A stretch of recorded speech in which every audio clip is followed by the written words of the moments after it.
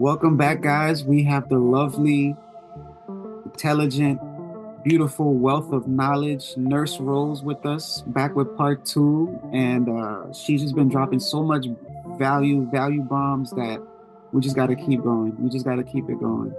Um, so picking up from where we left off, I guess I wanted to start by saying thank you for all that you do, because it is I feel like the professionals make it look easy that you don't get your roses or you don't get your flowers.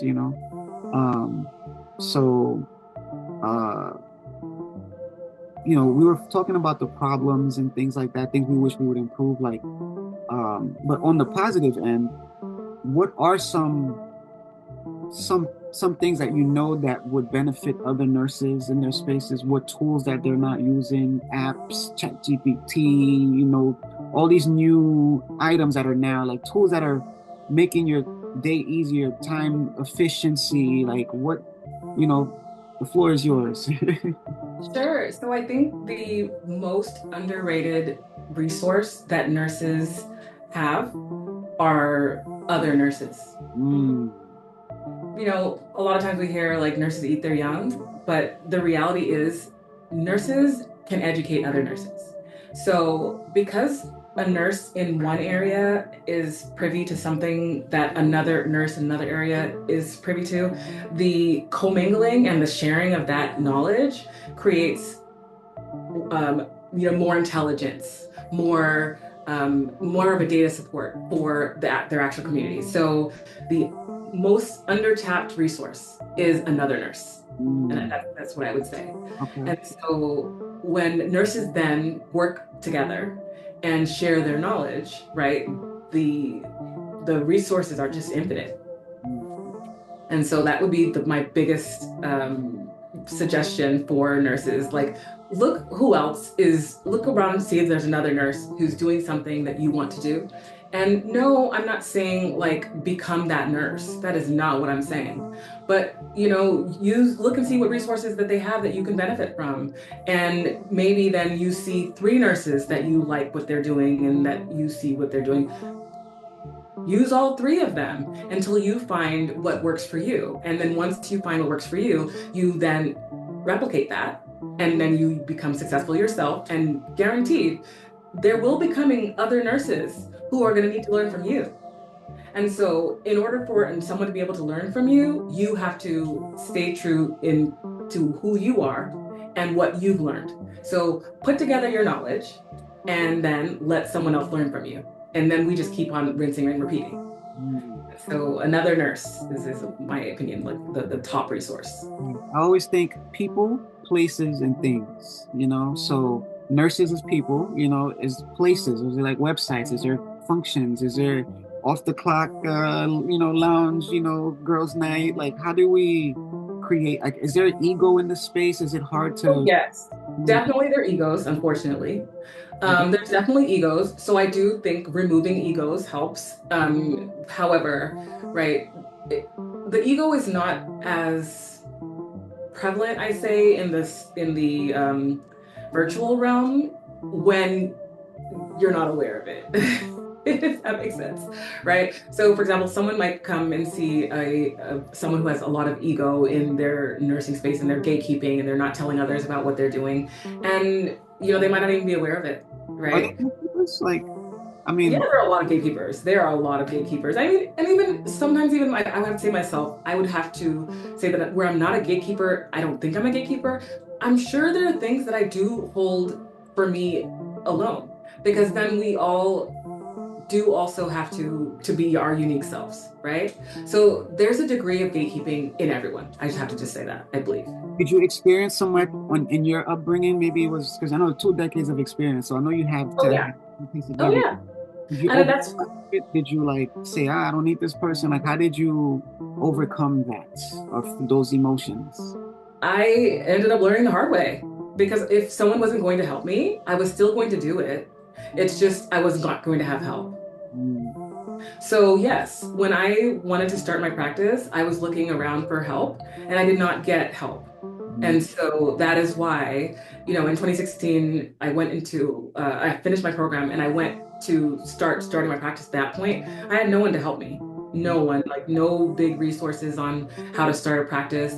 I found like a little two-page guide online.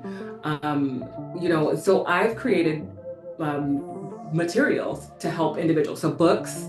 Um, there are also different nurse practitioners who have coaching programs. I have a coaching program as well. Other nurse practitioners have the same coaching program, mentorship, the like Psych MP Network, the Psych MP CEO, even the nurse practitioner, right? All these other nurses that have coaching programs and mentorship, tap into those, right? Because those are nurse practitioners who actually want to help the community versus where before, like I said, when I was a nurse practitioner, when I first became a nurse practitioner, that wasn't there.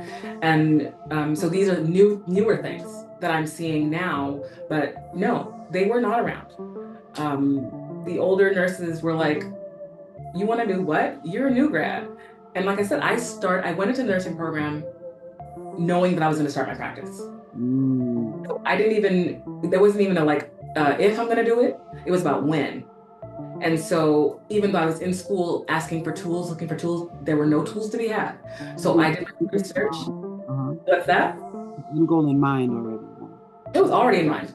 Yes, from day one. I think the vision is important. Not just it's not just about walking through the process. It's knowing what the process is, exactly what you want. I like that. Yeah, knowing where you're going, like seeing where you're going is half the battle, I Mhm. believe. Like you're already half there if you can see it. Mhm. Like I can see it. Mhm. You know what I mean? I'm already there.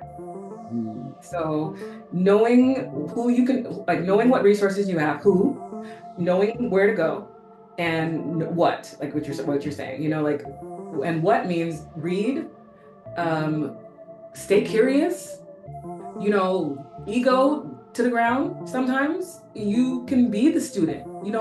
I have no problem being the student. Like, teach me something. Mhm. Always stay teachable. That's one of the things that I think helps a lot.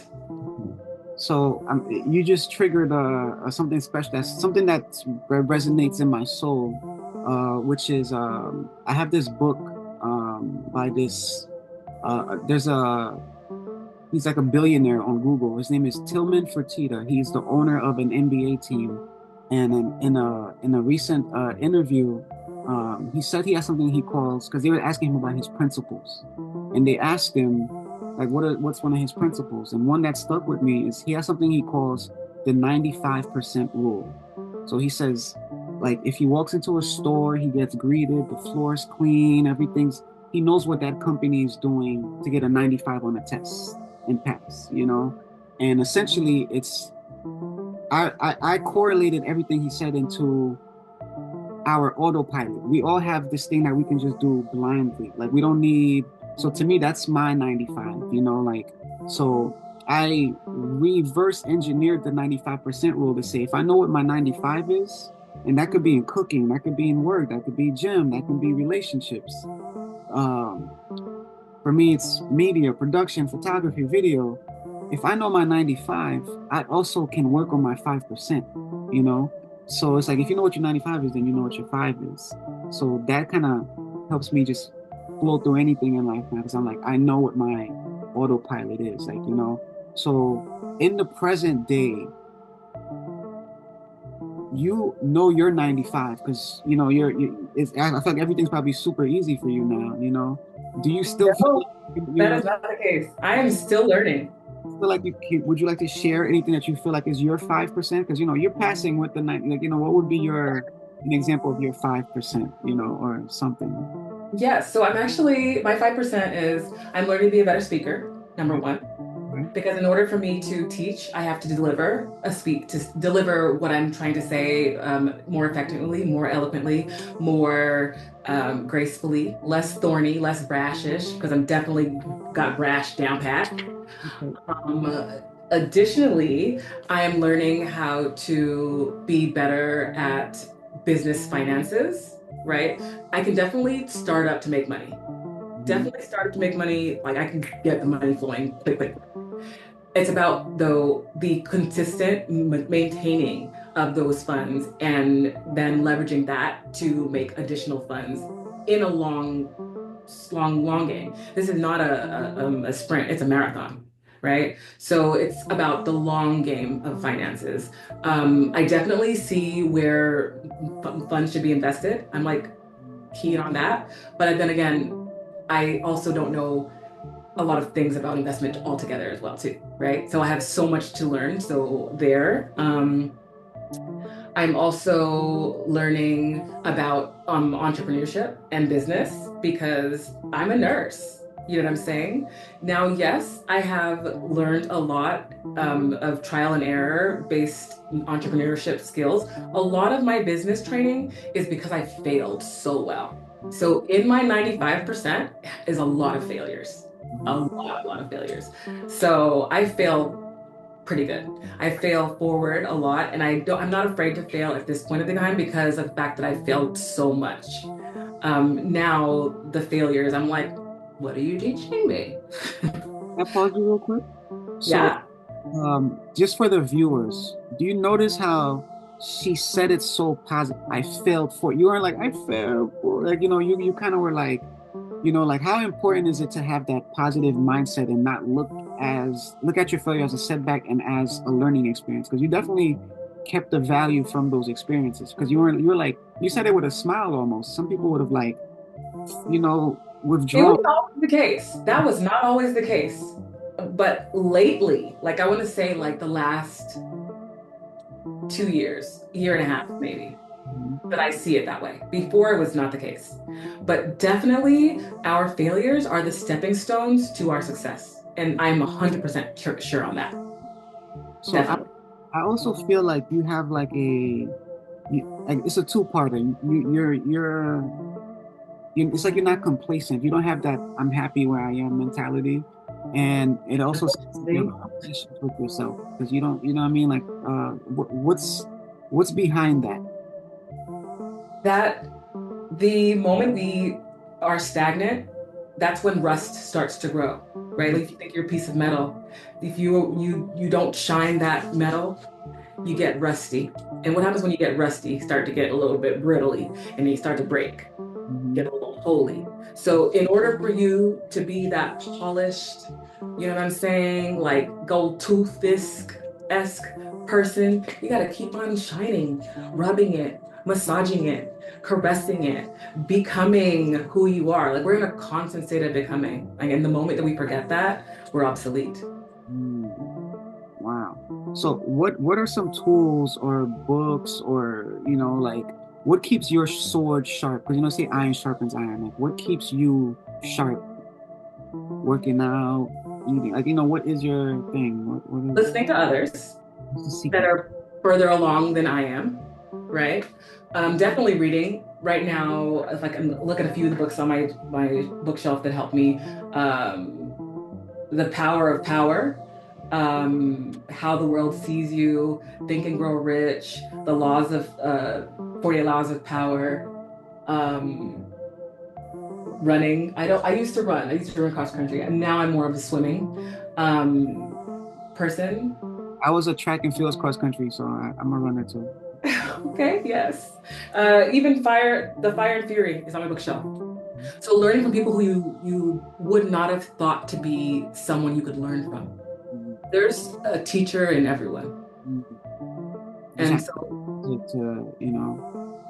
so like what stops you from being a know-it-all? Like or how do you when you encounter know-it-alls also like how do you engage with I used to sometimes act or think like I was a know-it-all.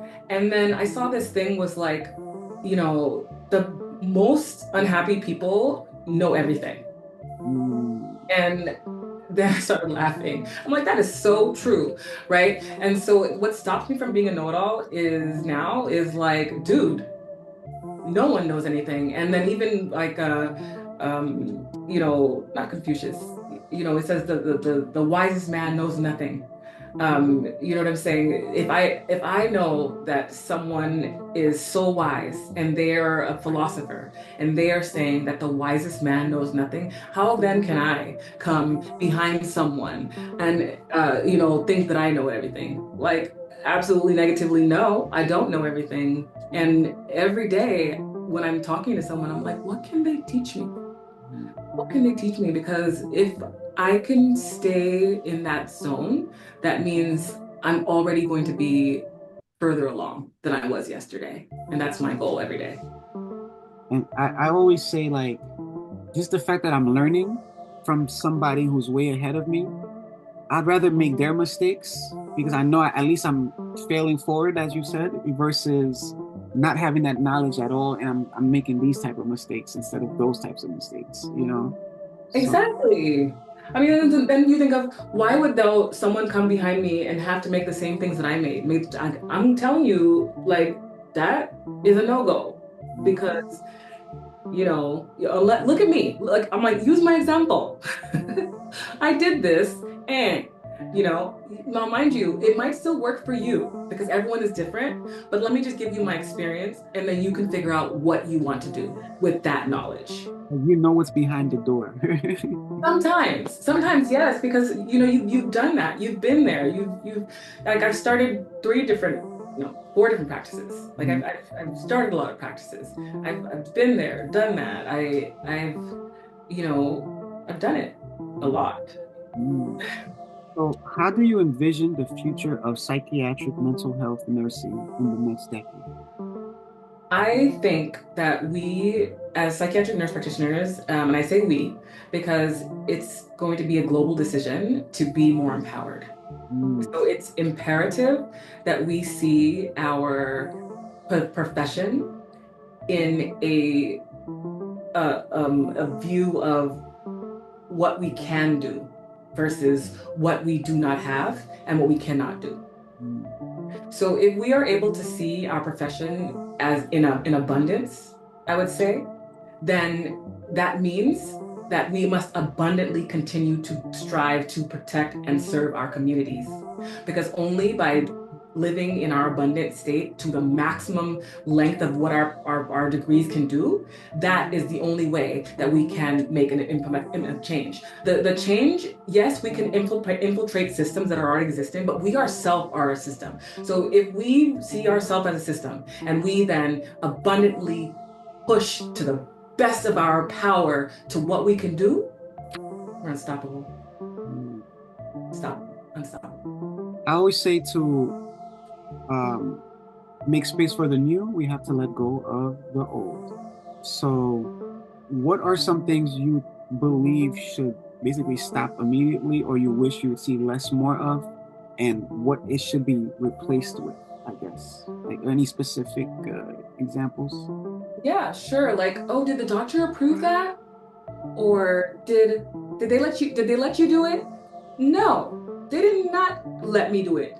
I have chosen to do it because I can make my own decisions with educated points of view because I have studied to make such decisions. So there's not a permission here needed. It's an assertion needed or to be taken. An assertion needs to be taken instead of a question asked. Okay, I like. So, could it also just be that person's role themselves to just remove that question out their role, maybe, like, or just. It's a mentality. It's a sure mentality. It's like in our nursing programs, for some reason, there's like a a tablecloth of waiting for the physician's order. And I'm not saying that's wrong because, in many states, we still have collaborative practice. But the mentality in a global mentality is we're asking for permission. Where I think that with all the states that are now independent practice, we can stop asking for permission. Okay, so less permission. So, what's another example besides that one? Another example would be use technology. Like just because, the nurses are we're nurses, would we think that it's going to be hot water basin and sponge bathing, right? What if that's not the best way to give a bed bath? Or what if a bed bath's not the best way? Like, where's the technology? Where's the research? What are we implementing? What new tech are we implementing today to stay at the forefront of what's happening with the world, with our patients, with our own lives? And if there is not new tech, why aren't we developing it? Mm, Why aren't we, as nurses, developing the tech that is going to be influential for our patients? We are there. We know what they need. If you were to ask a nurse, what do they need? Da, da, da, da, they'll be able to tell you. But yet we aren't actively constructing the face of tech for our patients. Why? mm. Ooh, I like that. That's deep.